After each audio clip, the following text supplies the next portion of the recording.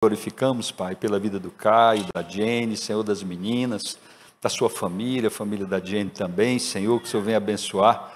Senhor, coloque nas tuas mãos o trabalho dele ali, Senhor, que eu sei que não é fácil, Senhor, mas que o Senhor possa dar graça, Senhor Jesus, a ela também, né, os dois, paciência, Senhor, para cuidar das meninas, nos momentos mais difíceis, Senhor Jesus, que a gente sabe que existe, que tem, Senhor, que o Senhor possa dar muita paciência a eles, Pai, e que a missão que eles, né, estão nas mãos aí, Senhor Jesus, além das outras, né, que são criar as crianças aí, Pai amado, né, com muito amor, Senhor Jesus, cuidando delas com muito carinho, que tudo se cumpra conforme a Tua vontade. Pai, queremos Te agradecer e Te louvar, em nome de Jesus, amém. Amém, irmão? Amém, glória a Deus. Obrigado, pastor. Boa noite, igreja, graça e paz. Né, apesar das correrias, né, muito felizes de estar aqui hoje, falando daquilo que Deus tem feito, tem produzido no nosso caráter, nessa caminhada, nessa nova etapa. E hoje, dando sequência aqui no Clamor 2025, nós vamos falar sobre a vida de Jacó, que foi um dos personagens mais importantes, não só do Antigo Testamento, mas como da narrativa da Bíblia como um todo. E eu queria convidar já os irmãos para abrirem as Bíblias em Gênesis 28, do 1 ao 22. Gênesis 28, do 1 ao 22.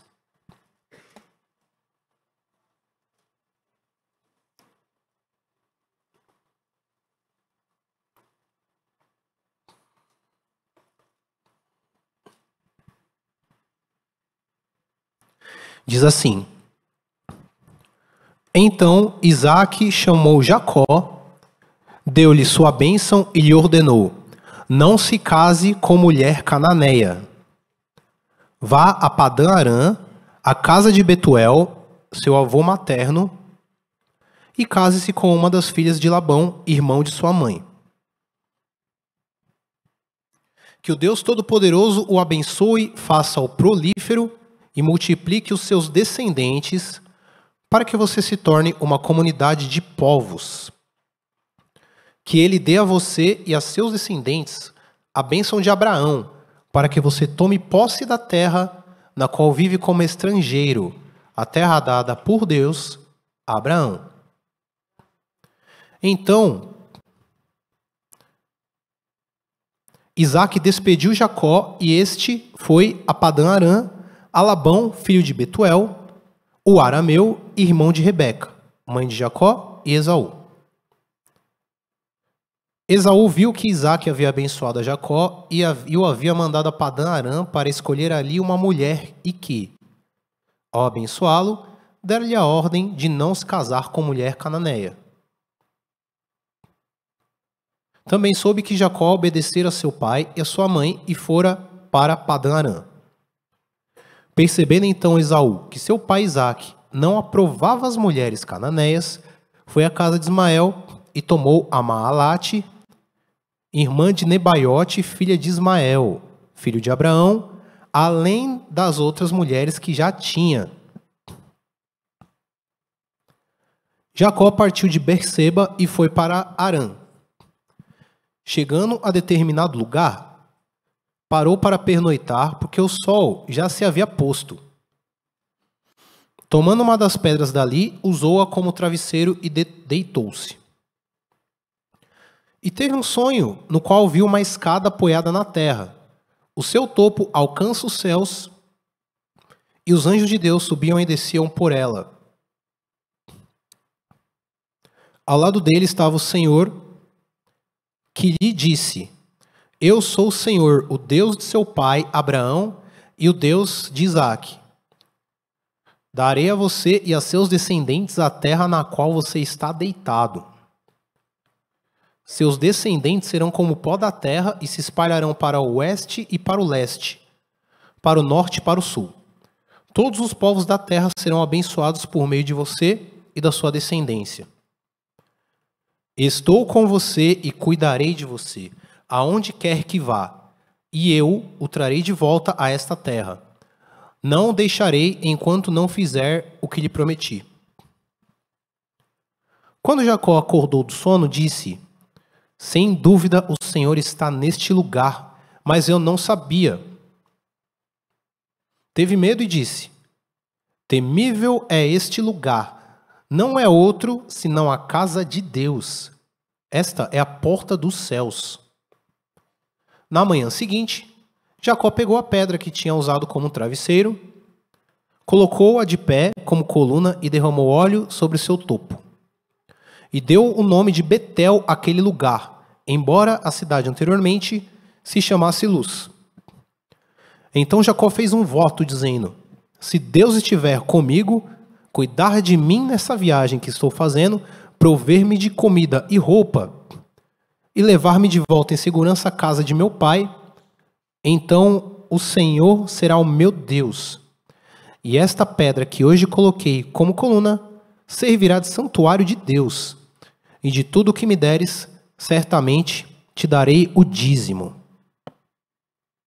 Vamos fazer mais uma oração, amém? Senhor, nós te exaltamos e te glorificamos nesse lugar, Pai. Sabemos da tua bondade, sabemos da tua graça, sabemos do teu poder em trabalhar as nossas vidas do jeito que o Senhor quer, Pai. Te louvo, Pai, por termos conhecido o Senhor. Te louvo pelo teu trabalhar nas nossas vidas, Pai. Que nessa noite nós possamos entender o teu trabalhar, Pai, nas nossas vidas, através da vida de Jacó. E entender, Senhor, o teu plano, o teu propósito, e que tudo é para a glória do teu nome, Pai. Sê conosco em nome de Jesus, amém. Jacó, como a gente já estava comentando no começo, é uma das figuras mais importantes de toda a história bíblica. Ele mais tarde vai ter o seu nome convertido para Israel. Ele vai passar por um período inicial em que ele vai fazer jus ao nome dele, que a gente vai saber o que significa daqui a pouco. Posterior a isso, Jacó tem um primeiro encontro com o Senhor que se manifesta a ele. E a partir desse momento, Jacó passa por um processo redentivo na vida dele. Ele passa a entender algumas coisas, ele passa a amadurecer, e isso não é mérito dele, isso é mérito do próprio Deus trabalhando na vida de um malandro, da vida de alguém que obtinha vantagem sobre os outros de forma indevida. Alguém que saiu fugido de casa, alguém que saiu pela porta dos fundos da casa dos seus pais. Essa pessoa foi transformada pelo Senhor. E através da vida dele, hoje todos nós podemos dizer que somos abençoados. Através da vida de um homem que não tinha futuro aos olhos humanos, Deus fez nascer o Messias, o próprio Jesus, que não somente restaurou a vida de Jacó, mas restaura a vida de todos aqueles que creem, de todos aqueles que se entregam verdadeiramente a Ele. Amém? Então aqui, nos primeiros capítulos, a gente vê a narrativa imediatamente posterior ao episódio que Jacó roubou a bênção do seu irmão Esaú. Antes desse episódio de roubar a bênção, a gente lembra que Jacó, ele, vamos dizer assim, comprou, entre aspas, o direito de primogenitura do seu irmão Esaú. Naquela época, embora o direito de primogenitura ele poderia ser vendido, foi algo muito estranho aquilo ter acontecido naquelas condições.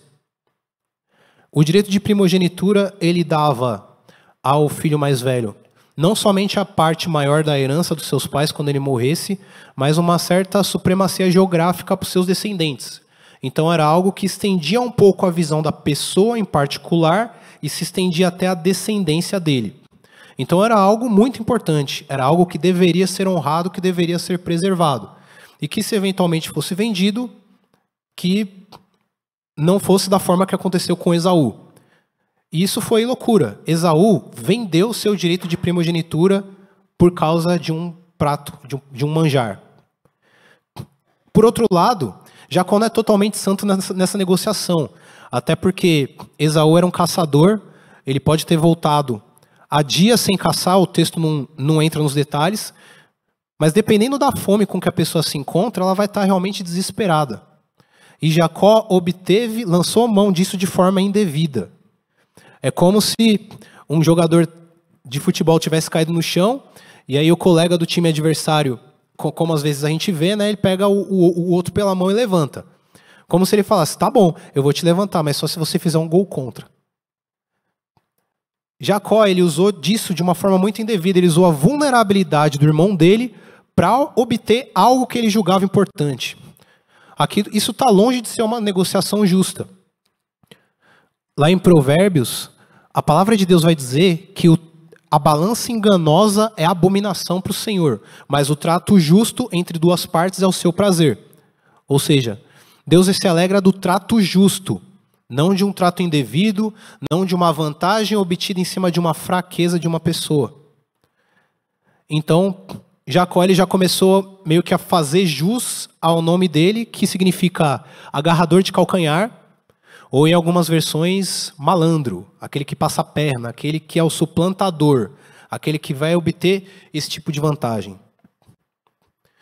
E Esaú, por outro lado, não tem cabimento vender um direito de primogenitura tão importante por causa de um manjar.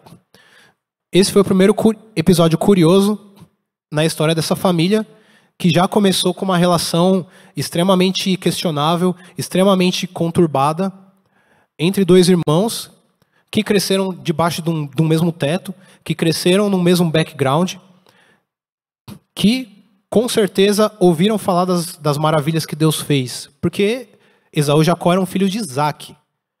Isaac, ele tipificou Cristo. Isaac viu um cordeiro sendo morto no lugar dele. Abraão não tem nem o que a gente falar. É aquele que saiu de uma cidade próspera para ir para uma cidade que ele nem sabia onde era, porque ele deu credibilidade ao que Deus falou.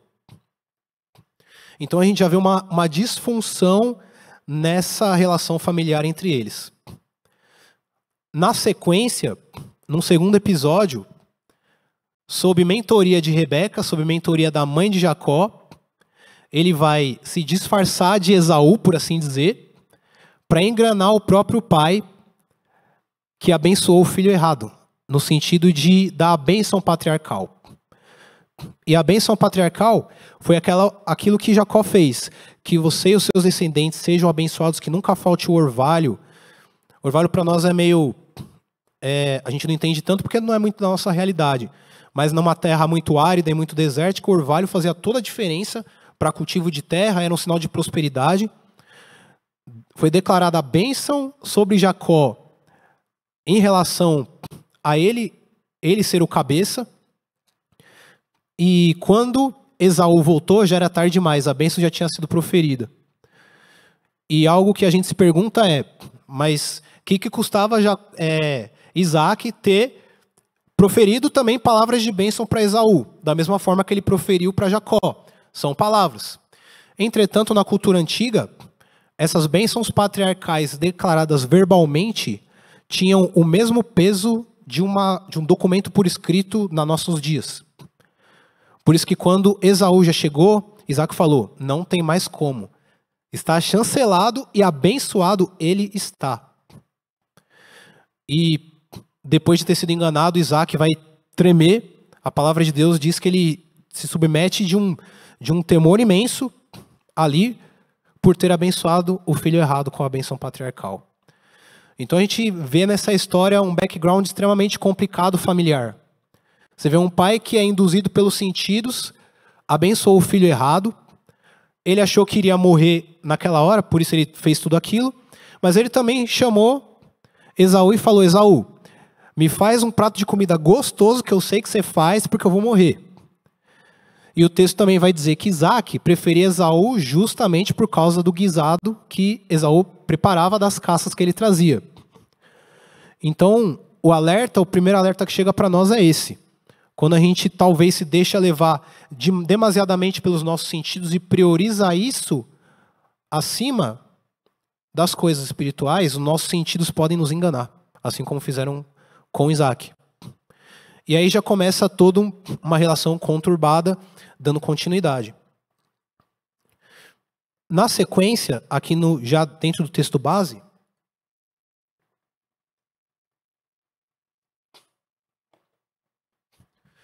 Rebeca vai visualizar essa situação, vai ver que Esaú estava se encorajando para matar Jacó assim que possível, Assim que passasse os dias do luto do pai dele, que também, abrindo um parênteses, não aconteceram imediatamente, Isaac foi morrer anos mais tarde só.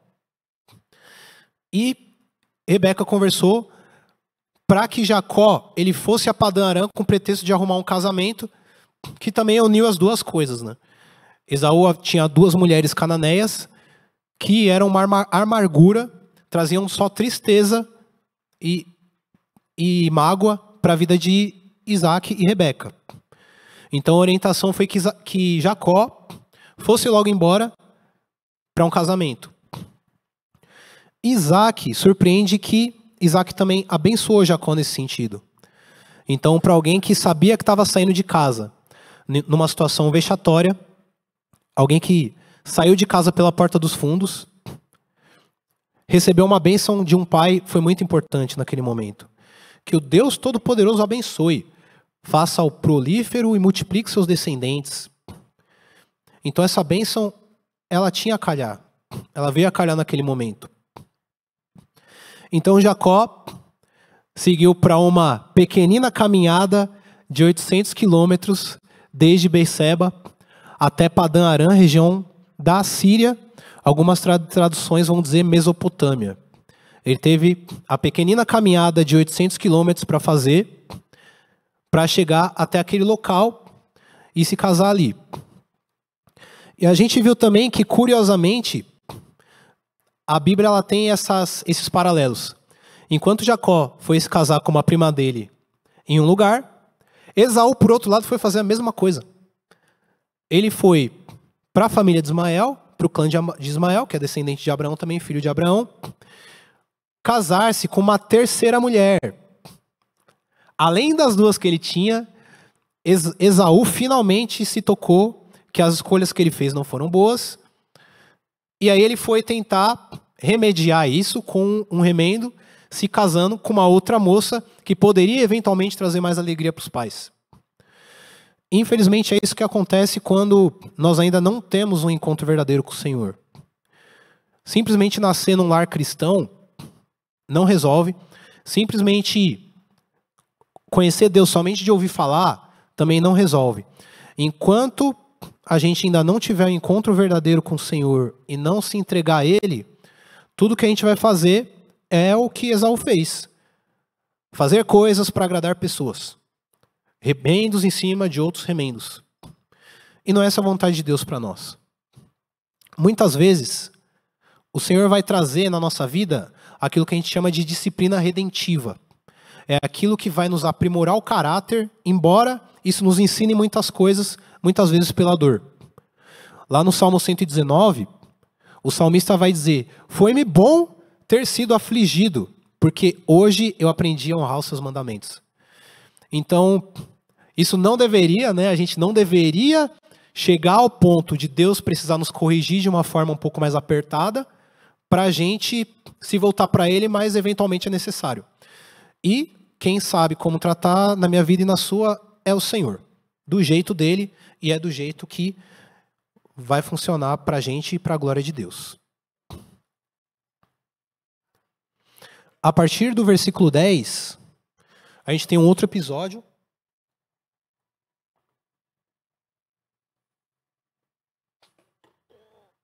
Que é a continuação disso. Jacó partiu de Berseba e foi para Harã. E chegando em determinado lugar, estou no versículo 11, tá? Parou para pernoitar, porque o sol já se havia posto. Tomando uma das pedras dali, usou-a como travesseiro e deitou-se. A gente não sabe se foi o primeiro dia de viagem, o segundo, o terceiro. Mas a gente sabe que Jacó chegou num determinado lugar e a gente já consegue imaginar. Para um homem que tira uma pedra do local para usar como travesseiro, a gente já pode imaginar as condições precárias que Jacó saiu da casa dos pais. Para alguém que saiu da porta dos fundos, realmente é muito difícil esse apoio, até para não levantar suspeitas do lado de Esaú e tudo mais. Então, muitas vezes, a graça de Deus ela nos atinge e nos perdoa. Porém, eventualmente, as consequências dos nossos erros são colhidas. Isaac era um homem extremamente próspero financeiramente. Então, nada mais normal e natural de emprestar minimamente, que seja, alguns camelos e tudo mais, para o filho dele poder viajar uma viagem tão longa quanto essa que ele faria. Entretanto, isso não aconteceu pelas condições que a gente já viu aqui. E Jacó, ele teve uma manifestação da graça de Deus. Ele teve um sonho em que ele viu uma escada. Quando a gente pensa em escada, que vem à nossa cabeça, são aquelas escadas em V que a gente dobra, apoia em algum lugar, sobe ali no mezanino, arruma alguma coisa e desce. Entretanto, escada aqui era algo como uma escadaria, algo de uma proporção muito mais chamativa. A referência provavelmente é da Torre de Babel, que era uma torre circular, com uma escada que passava para que na cultura deles, os deuses se comunicassem com o povo. E nessa visão, ele viu os anjos de Deus subindo e descendo por essa escada. E em João 1:51, vamos ler aqui, João capítulo 1, versículo 51. A gente vai entender o que foi exatamente e necessariamente essa visão de graça na vida de um pecador, na vida de alguém que saiu pela porta dos fundos. E então acrescentou, Jesus falando: digo a verdade, vocês verão o céu aberto e os anjos de Deus subindo e descendo sobre o Filho do Homem. Jesus nessa hora ele trouxe o real significado dessa visão que Jacó teve. Ele fez a citação, a referência lá de Gênesis, e ele declarou que ele mesmo é o cumprimento dessa profecia. Jesus é a figura redentiva do Antigo e do Novo Testamento. Jesus é a única figura pelo qual qualquer pessoa pode ser salva ou restaurada. Jesus é aquele que pode te trazer uma disciplina redentiva para aprimorar o seu caráter, para que nós entendamos o trabalhar dele na nossa vida. Jesus, assim como ele fez com Jacó, ele é quem pode te proteger de pessoas mal intencionadas no processo. Ele é quem pode guardar a sua vida do mal. Ele é quem vai fazer, como nós cantamos aqui, a gente passar pelo fogo e isso não nos afetar. Ele é quem se manifesta a nós. Ele quem nos traz a oportunidade de reconciliar com os nossos inimigos, como aconteceu com Jacó.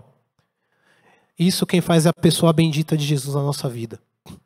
Quem sabe você entrou aqui nessa noite, quem sabe você está nos assistindo, quem sabe você mesmo sabe que fez algo que não agrada o Senhor, você sabe que fez algo que lá no fundo não é certo. Entretanto, em vez de Deus exercer juízo de imediato na sua vida, ele exerceu graça. Isso não é a primeira vez que tem acontecido. Essa não é a primeira vez que Deus tem falado a esse respeito ao seu coração. E se esse é o seu caso, meu irmão, não perca a oportunidade. Hoje é o dia de conserto para a sua vida. Hoje é o dia em que Jesus pode restaurar a sua vida, a sua história e começar um processo para mudar o seu caráter. Nós lemos em Romanos que todas as coisas contribuem para o bem daqueles que amam a Deus segundo o seu propósito, segundo o seu objetivo. E o desejo de Deus é nos tornar mais parecidos com Jesus. Muitas vezes nós questionamos algumas etapas, alguns processos na nossa vida. Entretanto, aquilo é fundamental para que a gente se pareça mais com Jesus. Quem sabe como trabalhar na minha e na sua vida é a pessoa bendita de Jesus. E que o Senhor possa fazer a vontade dele nas nossas vidas e que a gente tenha graça para poder caminhar e se submeter ao trabalhar de Deus na nossa vida. Amém? Ao lado dele estava o Senhor, que lhe disse: eu sou o Senhor, o Deus de seu pai. E aqui Deus, ele ratifica, ele confirma a Jacó as mesmas bênçãos que ele proferiu na vida de Abraão e de Isaac. Nisso a gente vê a fidelidade do caráter de Deus, que ele não muda. Deus ele prometeu algo a Abraão, que iria abençoar as nações por meio dos seus descendentes. Falou a mesma coisa a Isaac e falou a mesma coisa também a Jacó. Então o caráter de Deus não muda. A fidelidade de Deus é algo lindo nas nossas vidas. E Deus também vai falar que todos os povos da terra serão abençoados por meio de você e da sua descendência. Jacó recebeu uma profecia messiânica fugindo do seu irmão. Então isso prova o quanto Deus nos ama, o quanto Deus trabalha nas nossas vidas, mas o quanto as promessas de Deus, elas são fiéis. E Deus ainda disse: eu estou com você. E essa frase ela tem um peso muito grande e deveria ter um peso muito forte no nosso coração também. Eu estou com você e cuidarei de você. Quem está com você, meu irmão? Não são guardas. Quem está com você? Não é a sombra de um segurança. Quem está com você é o próprio Senhor, Criador dos céus e da terra. O próprio Deus, cuja palavra não muda, o próprio Deus que não erra, Ele está conosco, Ele cuidará de nós. Aonde quer que vá, e eu trarei de volta essa terra. Terra não no sentido de Israel propriamente dito, mas daquele lugar onde Jacó estava. Daquele lugar onde ele pegou uma pedra para poder deitar, Deus falou: eu vou trazer você exatamente para esse lugar, para que você honre o meu nome. E isso aconteceu 20 anos mais tarde, quando Jacó volta para esse lugar. E Jacó teve medo e disse: temível é este lugar, não é outro, senão a casa de Deus. Jacó teve medo, provavelmente, porque ele sabia que estava devendo. Jacó teve medo porque, mesmo vivendo de uma forma complicada, Jacó teve uma visão do próprio Deus. Deus agiu com graça e isso trouxe temor e medo no coração dele. E assim deveria ser conosco também. Que as bênçãos de Deus na nossa vida possam nos constranger, possam nos gerar temor. Temor de Deus. Meu Deus, o tanto que Deus tem me abençoado nessa vida, olho para mim, nem mereço. E o que eu tenho mais é viver em gratidão, é viver em sujeição ao Senhor. Era isso que deveria acontecer com os nossos corações, nas manifestações de bênção, nos milagres, na graça dele nas nossas vidas. Algum momento mais tarde, então, Jacó, ele vai chegar no seu destino, vai conhecer Raquel, vai se apaixonar por ela e vai iniciar um processo junto a Labão, seu tio. Então, aqui em Gênesis capítulo 30, nós vamos ver isso aqui. Abra sua Bíblia, por favor, em Gênesis 30.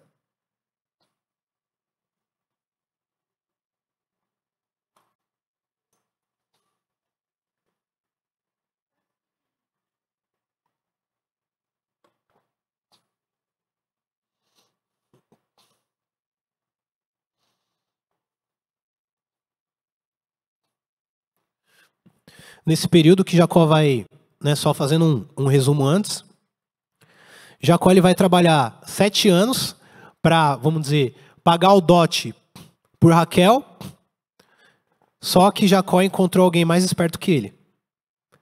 Labão enganou Jacó, entregou uma outra filha para ele, e Jacó foi se dar conta disso só no dia seguinte.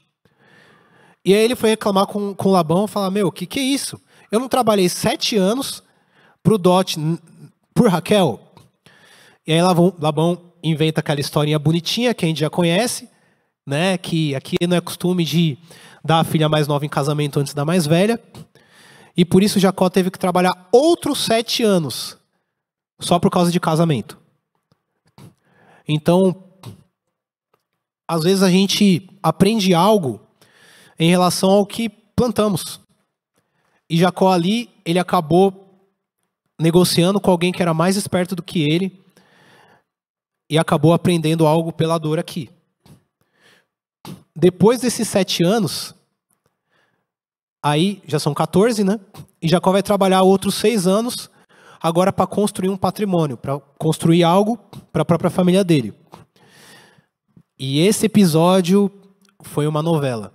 Labão mudou o salário de Jacó 10 vezes. E o salário dele, aqui no texto, não era propriamente financeiro, mas era em gado. Por exemplo, Jacó, ele virou e falou: as ovelhas que forem rajadas, malhadas, essas serão minhas. E isso, Jacó já mostra um sinal de fé em Deus, porque as ovelhas daquele tempo antigo, em sua maioria, eram brancas.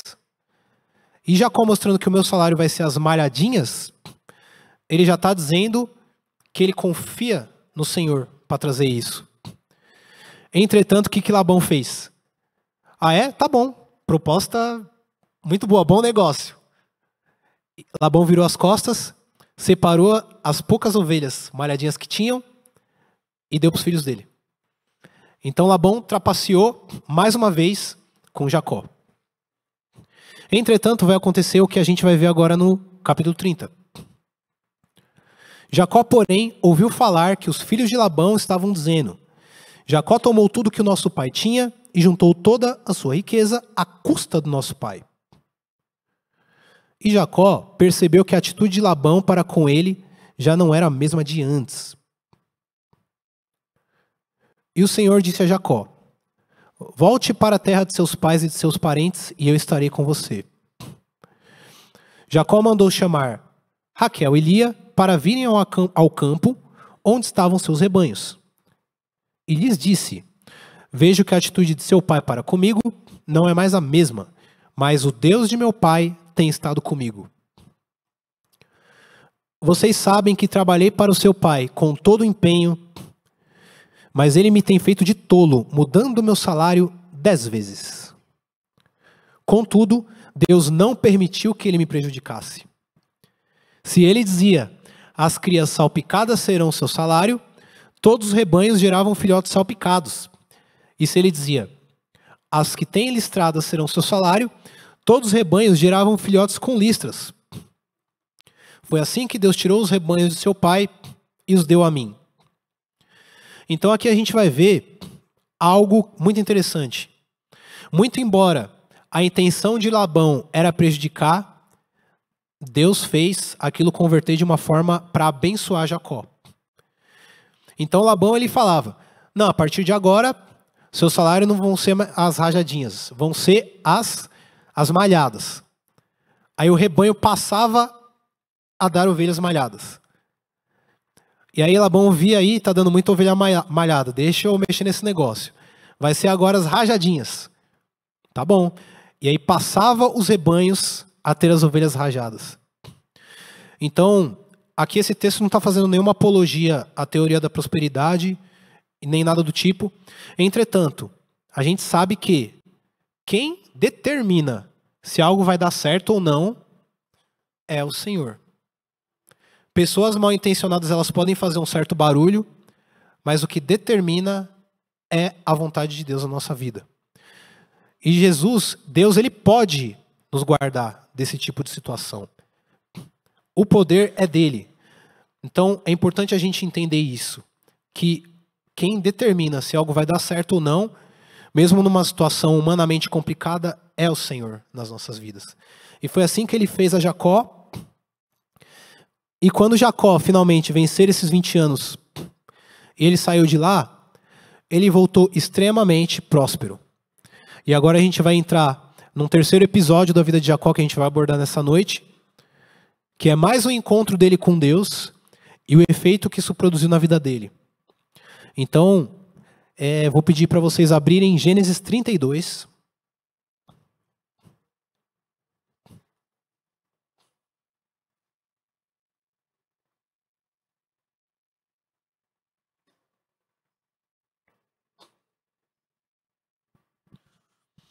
Gênesis 32, a partir do 25. Palavra conhecida talvez aí de muitos irmãos.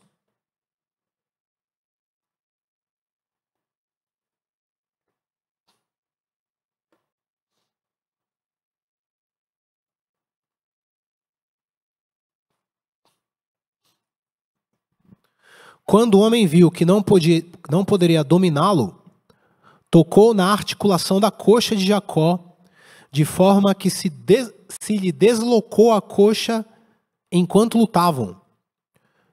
Então o homem disse: deixe-me ir, pois o dia já desponta. Mas Jacó lhe respondeu: não te deixarei ir, a não ser que me abençoes. O homem lhe perguntou: qual é o seu nome? Jacó, respondeu ele.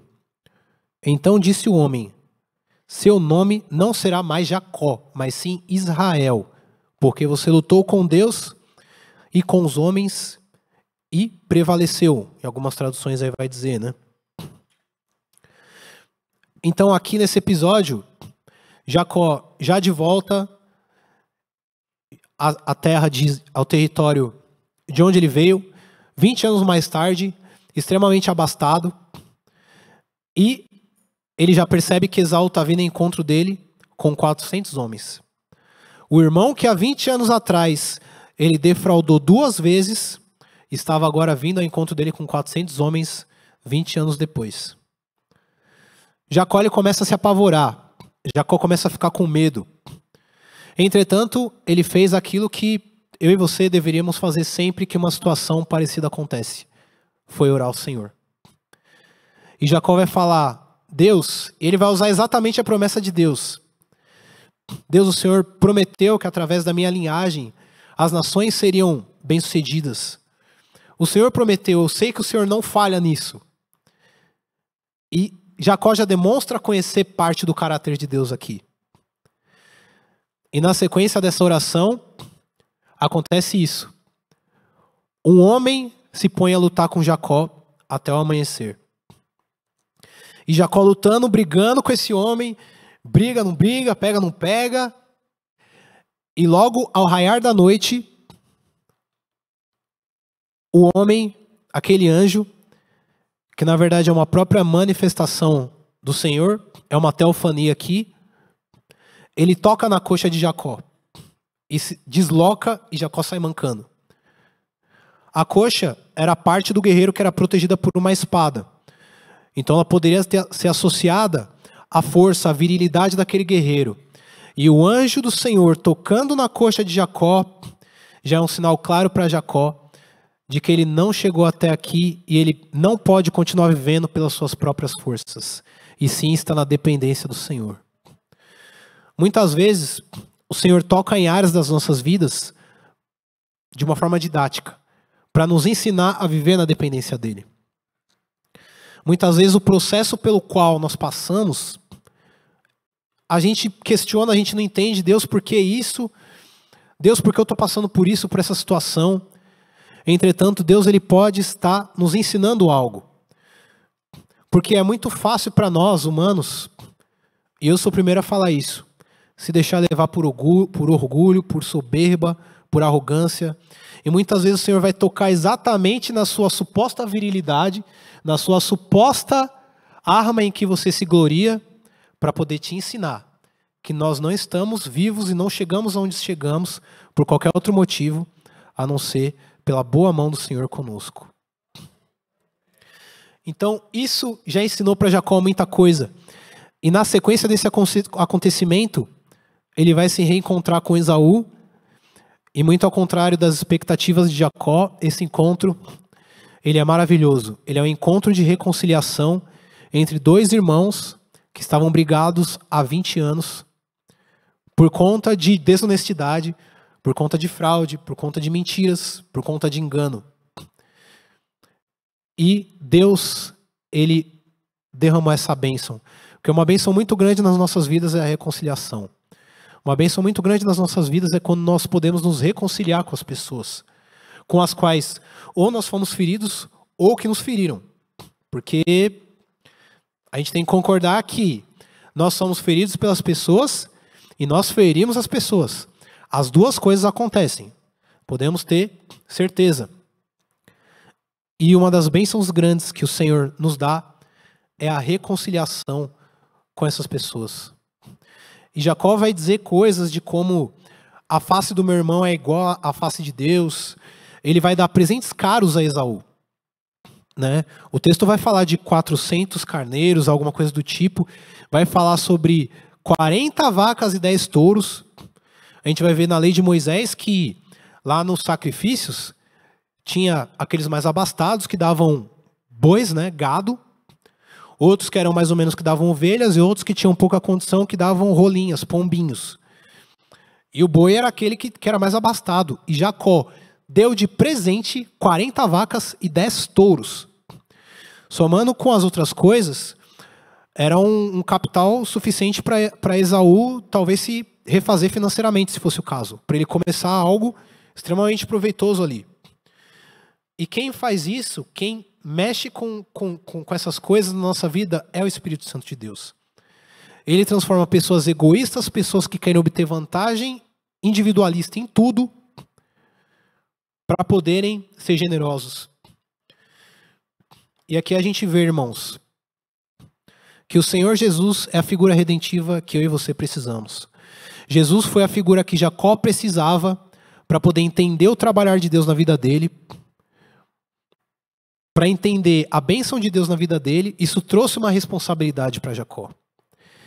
Naquele momento, talvez, no primeiro momento, nem Esaú, nem Jacó, né, se fosse olhar por os olhos de justiça, seriam aptos.